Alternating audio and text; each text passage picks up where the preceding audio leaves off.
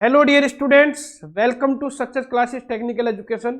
आज फंडामेंटल और mechanical engineering में आपका जो बच्चों मैकेनिकल एक्चुएशन सिस्टम चल रहा है चैप्टर, उसमें आज नया टॉपिक लेकर आए हैं। आज का टॉपिक बच्चों हमारा रहने वाला है बियरिंग और टाइप्स ऑफ बियरिंग।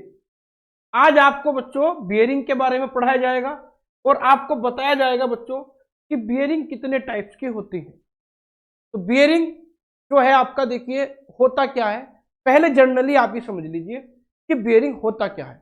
जनरली अगर आपके एग्जाम्पल एक बार समझ में आ गया कि बियरिंग क्या होता है, फिर आपको समझने में कोई परेशानी नहीं आएगी।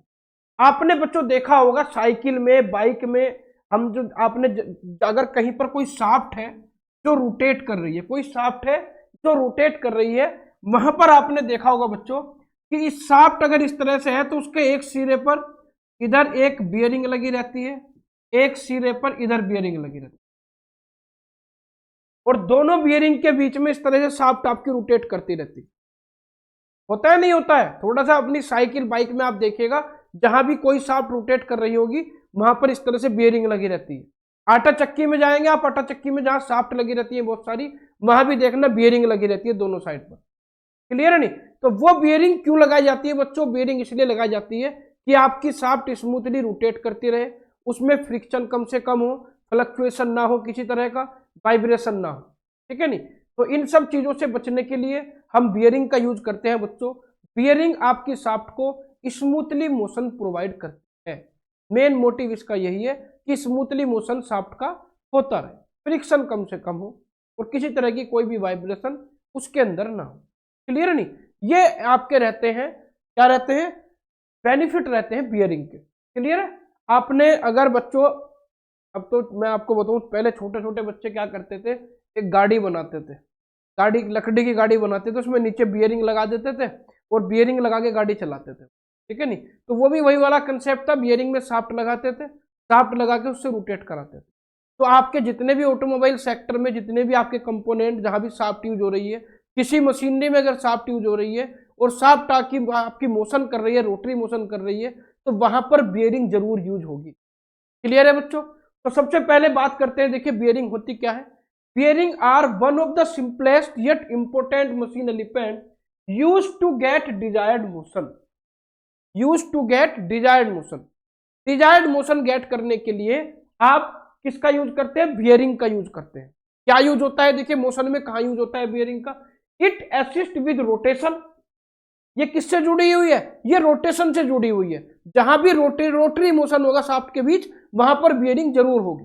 ठीक है नहीं? सपोर्ट शाफ्ट, शाफ्ट को सपोर्ट करने के लिए यूज होती है, और लोड या लोड को सपोर्ट करने के लिए होती है।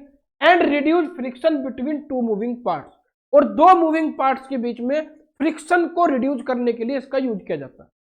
बात समझ में आ गई? अगर मैं बियरिंग ना लगाऊं बच्चों, तो जो आपकी शाफ्ट है, ये शाफ्ट कुछ समय बाद इसकी शेप इस तरह की हो जाएगी। ये थोड़ी सी शाफ्ट आपकी घूमती घूमती बैंड भी हो जाएगी। क्लियर नहीं? और बैंड हो जाएगी तो इसकी वियर जो टीयर है, जो टूट फूट है, वो जल्दी हो जाएगी, लाइफ इसकी ऑटोमेटिक कम हो जाएगी, फ्लक्चुएशन हो जाएगा, डिसंगेज हो जाएगी, बहुत प्रॉब्लम हो जाएगी। तो बियरिंग से शाफ्ट की जो है लाइफ भी बढ़ती है, फ्रिक्शन घटता है, आपकी जो वाइब्रेशन है वो घटती है। क्लियर है बच्चों? तो देखिए for example, to reduce unwanted vibration, unwanted vibration या deviation of a shaft. Deviation कहते हैं जो ये चेंज हो रहा है, इसकी डायमेंशन में जो चेंज हो रहा है, जो शेप में चेंज हो रहा है, इसे कहते हैं डेविएशन। तो अनवांटेड वाइब्रेशन को रिड्यूस करने के लिए, डेविएशन को रिड्यूस करने के लिए हम किसका यूज करते हैं? बियरिंग का यूज करते हैं। किसका यूज करते हैं बच्चों? बियरिंग का यूज करते हैं। क्लियर है? कहां कहां पर बियरिंग पाई जाती है? देखिए, you can find them everywhere, from aeroplane to automobile and from generator to air conditioner. आपका एरोप्लेन हो, ऑटोमोबाइल हो, जनरेटर हो, एयर कंडीशनर हो, जहां भी शाफ्ट आपने लगा दी और शाफ्ट आपकी रोटेट कर रही है, वहां पर बियरिंग होगी ही होगी। आपके घर में जितने भी एलिमेंट होंगे, चाहे बाइक हो, चाहे आपकी कार हो, चाहे आपका जो है साइकिल हो, सभी में आप देखिएगा, सभी में आपको जहां भी आपको कोई शाफ्ट नजर आ रही है, जैसे आपने साइकिल का रिम देखा होगा, साइकिल के रिम में एक एक्सल जिसे कहते हैं वो लगा रहता है, शाफ्ट लगी रहती है, तो उस शाफ्ट पर भी क्या होती है? बियरिंग लगी रहती है। उस शाफ्ट में भी बियरिंग लगी रहती है। मैं डायग्राम आपको दिखाऊंगा, सब कुछ क्लियर हो जाएगा। ठीक है नहीं? They are found in the refrigerator, pump, fan, vacuum cleaner etcetera, सब जगह आपके पाए जाते हैं। क्लियर है नहीं?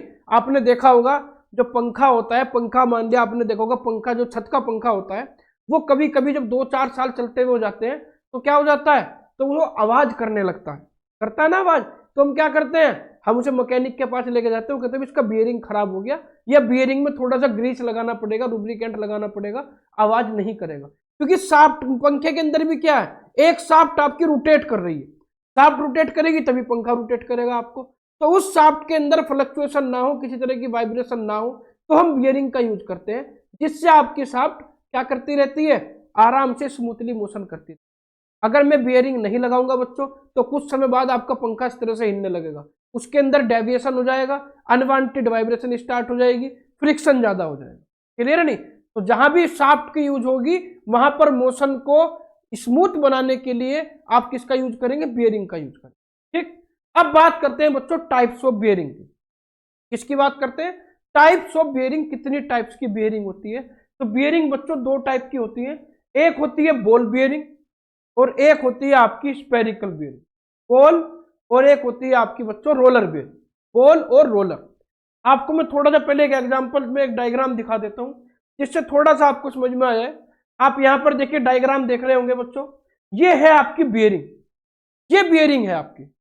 और इस बियरिंग में देखिए आप ध्यान से समझिएगा, इस बियरिंग में क्या होता है, एक तो ये अंदर स्टील की एक इस तरह की फेस रहती है, इसे कहते हैं इनर फेस, और एक बाहर पर इस तरह से स्टील की फेस रहती है, इसे कहते हैं आउटर फेस।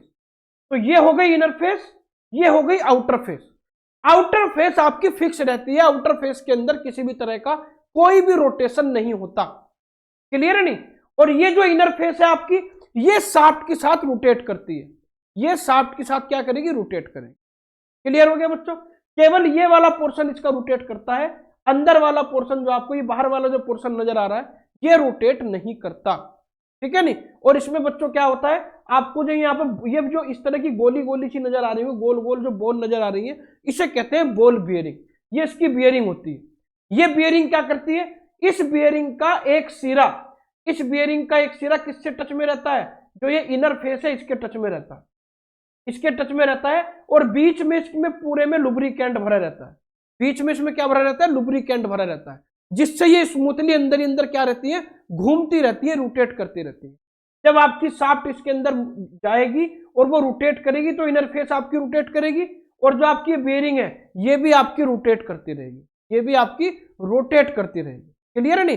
कभी कभी बियरिंग में ऐसा भी होता है कि इनर फेस नहीं होती, ये जो बियरिंग होती है बियरिंग डायरेक्टली शाफ्ट से कनेक्ट हो जाती है, कुछ जगह ऐसा भी हो जाता है, इस तरह की बियरिंग भी पाई जाती है। तो अगर आपकी जो बियरिंग जो आपने इसके अंदर ये बॉल लगाई है जो रोटेट कर रही है इनर फेस और आउटर फेस के बीच में, अगर इनकी शेप कैसी है, बॉल टाइप की है, गोल है, ठीक है नहीं, तो वो बॉल बियरिंग हो जाएगी। और वो अगर आपकी रोलर टाइप की है, रोलर टाइप कैसी हो जाएगी बच्चों, इस तरह की, इस तरह की रोलर टाइप हो जाएगी।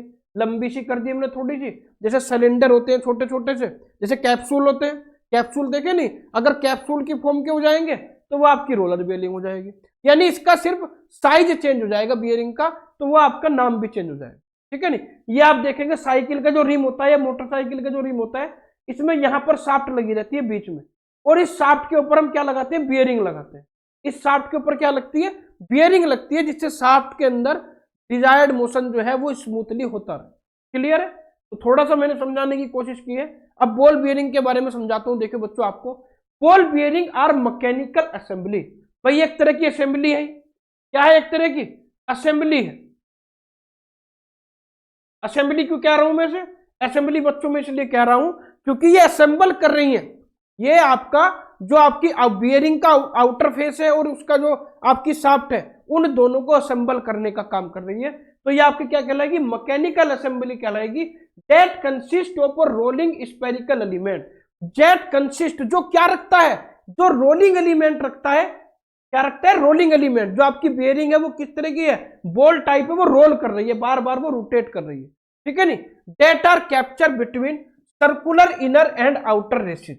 जो किसके बीच में कैप्चर है, किसके बीच में रखी है, वो रोलर एलिमेंट, यानी वो आपकी जो बॉल एलिमेंट है वो आपके कहां रोल कर रहे हैं, आपकी बियरिंग इनर और आउटर रेस के बीच में कैप्चर है और वहीं पर वो रोटेट कर रहे हैं। क्लियर है बच्चों? दे provide a means of supporting rotating shaft. ये क्या प्रोवाइड करती है? ये रोटेटिंग शाफ्ट को क्या करती है? सपोर्ट प्रोवाइड करती है और फ्रिक्शन को मिनिमाइज करती है। क्या करती है? फ्रिक्शन को मिनिमाइज करती है between shaft and stationary machine member. आपकी जो बियरिंग है वो तो स्टेशनरी है, उसका आउटर फेस तो रोटेट नहीं करता, वो तो अपनी जगह फिक्स रहती है, शाफ्ट रोटेट करती रहती है। तो फ्रिक्शन किस किस के बीच में कम होगा? रोटेटिंग शाफ्ट और स्टेशनरी मेंबर के। क्लियर है बच्चों? और ball bearing are use primarily in machinery that has shaft requiring support for low friction rotation. ये कहां यूज होगी? जहां पर फ्रिक्शन की वैल्यू कम होगी वहां पर हम इसे यूज करें। क्लियर है नहीं? Ball bearing are use primary in machinery that has shaft requiring support for low friction rotation. जहां पर शाफ्ट को सपोर्ट की आवश्यकता हो और आपको फ्रिक्शन क्या करना हो? फ्रिक्शन कम करना हो, वहां पर आप इसका यूज करें। क्लियर है नहीं? तो बॉल बियरिंग की अगर मैं बात करूं बच्चों, बॉल बियरिंग में आप इंटरचेंज भी कर सकते हैं। आपने देखा होगा जब साइकिल हमारी थोड़ी सी गड़बड़ करने लगती है चलने में, तो हम उसकी सर्विस कराते हैं साइकिल की। तो वो क्या करते हैं? बियरिंग को निकालता है एक्सल से और उसमें जो है लुब्रिकेंट वगैरह लगाकर फिर लगा देता है। या अगर बियरिंग खराब हो गई, टूट फूट गई कोई, तो क्या करता है? उसी साइज की बियरिंग दूसरी लगा देता है। तो इसमें क्या होता है? Ball bearing are standardized to permit interchangeability. उसे इंटरचेंज करने के लिए उसका एक स्टैंडर्ड साइज होता है, आप उसी स्टैंडर्ड साइज से उसे चेंज कर सकते हैं। ठीक है नहीं? हर साइज की बियरिंग होती है, जिस तरह का लोड इसी तरह की बियरिंग, उसमें भी 1 mm 2 mm 3 mm इस तरह से जो भी उसका साइज रहता होगा, उस साइज के हिसाब से आप उसे इंटरचेंज कर सकते हैं। क्लियर नहीं? हर चीज का एक स्टैंडर्ड, जैसे हम कील लेने जाते हैं या हम कोई भी मान लिया हम क्या कहते हैं उसे, कोई भी कंपोनेंट लेने जाते हैं तो उसकी हम क्या बताते हैं? मेजरमेंट बताते हैं कि भी इतने साइज का चाहिए। नट बोल्ट लेने जाते हैं वो बताते नहीं बताते हैं। तो इसी तरह से जब रोलिंग लेने जाएंगे तो उसका भी एक साइज होगा। ठीक है नहीं? आपको अगर इंटरचेंज करनी है तो आप सेम साइज की बियरिंग से ही उसे इंटरचेंज करेंगे। ठीक है नहीं? और बॉल बियरिंग को बच्चों हम रोलिंग एलिमेंट बियरिंग भी कहते हैं या एंटी फ्रिक्शन बियरिंग भी कहते हैं। क्या कहते हैं? रोलिंग एलिमेंट बियरिंग या एंटी फ्रिक्शन बियरिंग। तो ये तो था बच्चों आपका बॉल बियरिंग। एग्जाम्पल मैंने आपको, ये डायग्राम मैंने आपको पहले समझा ही दिया है कि बॉल बियरिंग में आपकी जो शेप होगी बियरिंग की वो कैसी होगी? वो आपकी बॉल टाइप होगी, रोलर टाइप, बॉल टाइप होगी, गोल साइज की इस तरह से। क्लियर है नहीं? ये ध्यान रखिएगा। अब इसके करते हैं एडवांटेज की बात। इसके एडवांटेज क्या क्या है? बॉल बियरिंग की यूज की जाती है, क्या एडवांटेज है? देखिए बच्चों, सबसे पहला एडवांटेज है good wear resistance. Good wear resistance का मतलब होता है लोड को रजिस्ट करने की पावर रखती है और उस लोड रजिस्ट करने के बाद भी टूटती नहीं। ऐसा नहीं कि आपने लोड अगर लगा दिया तो टूट गई। तो गुड वियर रेजिस्टेंस होगी इसका।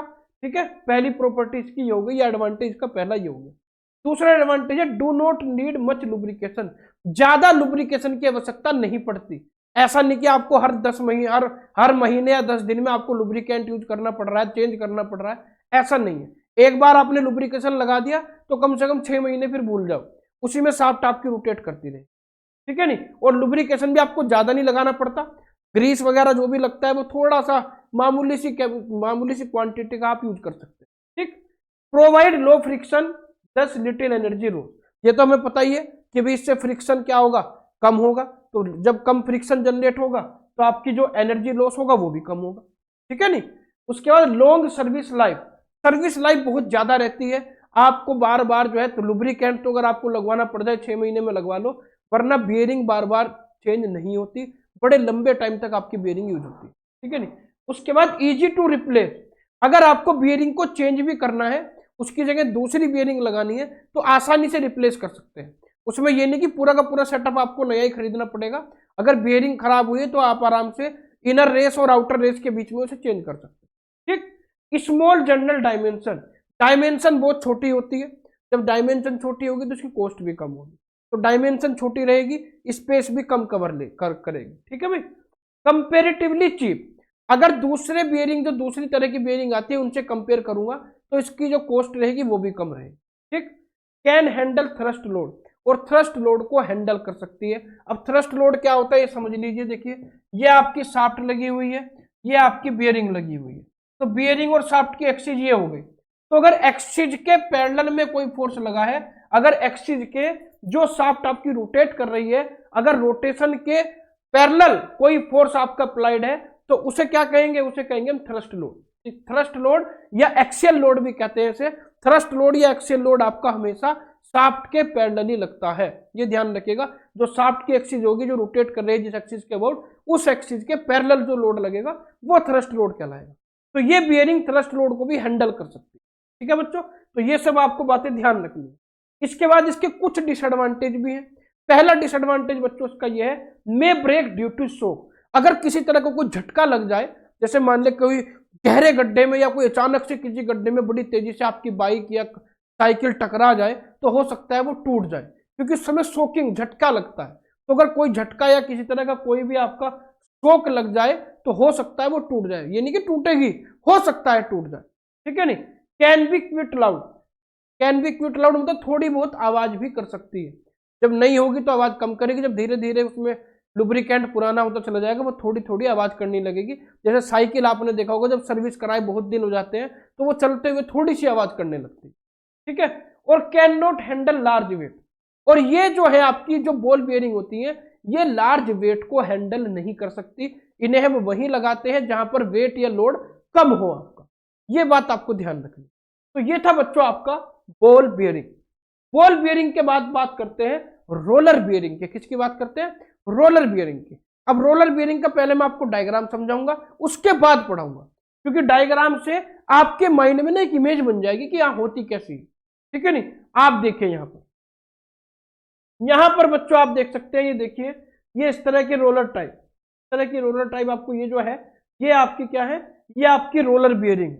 रोलर बियरिंग जैसे आप ये मान ले, जैसे ये गोल है, पेन है आपका गोल, इसे मैं थोड़ा सा काट दूं तो जो आपकी शेप बचेगी वो क्या कहलाएगी, वो आपकी रोलर बियरिंग कहलाएगी। जैसे काजू रोल अगर आपने खाए हो तो काजू रोल क्या होते हैं, इस तरह के होते हैं। ठीक है। जैसे उंगली है आपकी, इस उंगली को आप इतना काट दीजिए तो ये जो शेप बचेगी कैसी बचेगी, ये आपकी रोलर शेप बचेगी। तो इस तरह की शेप के होते हैं, इस तरह की शेप के रहेंगे आपके, वो कहलाएगी आपकी रोलर बियरिंग। ठीक है नहीं।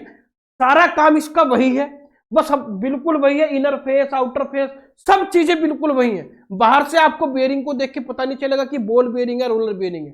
केवल जो अंदर बियरिंग यूज की गई है उसमें रोलर टाइप थी, इसमें क्या, इसमें उसमें बॉल टाइप थी, इसमें रोलर टाइप है। इसमें रोलर टाइप बच्चों मैंने इसलिए लगाई क्योंकि रोलर टाइप जो कॉन्टैक्ट होगा रोलर टाइप का वो ज्यादा होगा। भाई रोलर टाइप जो आपकी रोलर सरफेस, जो आपकी रोलर बियरिंग होगी, वो इनर सरफेस, जो इनर रेसिस जो लगी हुई है, इस इनर रेसिस से ज्यादा कॉन्टैक्ट में होगी। भाई बॉल बियरिंग क्या है, गोल है, तो उसका तो एक छोटा सा हिस्सा उससे टच होगा, लेकिन जो रोलर बियरिंग है इसका अच्छा खासा हिस्सा इस रेसिस से टच करेगा। और जब ज्यादा कॉन्टैक्ट में रहेगी तो आप ज्यादा लोड को बियर कर सकते हैं। तो जहां पर हैवी लोड कैपेसिटी, हमें हैवी लोड एब्जॉर्ब करना होता है, हैवी लोड को रजिस्ट करना होता है, वहां पर आप रोलर बियरिंग का यूज करते हैं। ठीक है नहीं। तो जैसे मैंने बताया था कि बॉल बियरिंग हैवी लोड को रजिस्ट नहीं कर पाती, तो हम वहां पर रोलर बियरिंग का यूज करते हैं। जैसे ट्रक है, बस है, कार है, वहां हम किसका यूज करते हैं, रोलर बियरिंग का यूज करते हैं। और जो आपकी बाइक है, मोटरसाइकिल या मोटरसाइकिल, स्कूटर, साइकिल है, या छोटे कंपोनेंट है, उनमें हम बॉल बियरिंग से काम चलाते हैं। ठीक है। तो सबसे पहले देखिए बात करते हैं रोलर बियरिंग की। Roller bearing are mechanical assembly that consist of cylindrical और टेपर्ड रोलिंग एलिमेंट। ये आपकी सिलेंड्रिकल हो सकती हैं और टेपर्ड भी हो सकती हैं। टेपर्ड भी कर सकते हैं, ऐसे पैरेलली ना लगा के हम थोड़ा टेपर्ड एंगल की फॉर्म में भी आप लगा सकते हैं। ठीक है नहीं, दोनों सेम में पाई सकती है। Usually capture between inner and outer races. Capture कहां रहती है, किनके बीच में रहती है, इनर और आउटर रेसिस जो मैंने समझाई थी उन्हीं के बीच में लगी हुई होगी। बस हमने बॉल बियरिंग निकाल ली और बॉल की जगह रोलर बियरिंग लगा दी, ये करा बस हमने। और सारी थ्योरी इसकी सेम रहेगी। They provide a means of supporting rotating shaft and minimise friction between shaft and stationary machine member. यही लाइन हमने वहां यूज की थी, यही लाइन हम यहां भी यूज कर लेंगे। ठीक है नहीं। Roller bearing are use primarily machinery with rotating shaft that require the support of heavy load then ball bearing provide. ये इसके अंदर चीज है कि रोलर बियरिंग हम कहां यूज करते हैं, हैवी लोड को रजिस्ट करने के लिए करते हैं। जहां पर आपकी बॉल बियरिंग फेल हो जाती है वहां पर फिर हम रोलर बियरिंग का यूज करते हैं। ठीक है बच्चों। और taper roll bearing are often use to accommodate higher thrust load in addition to the radial load.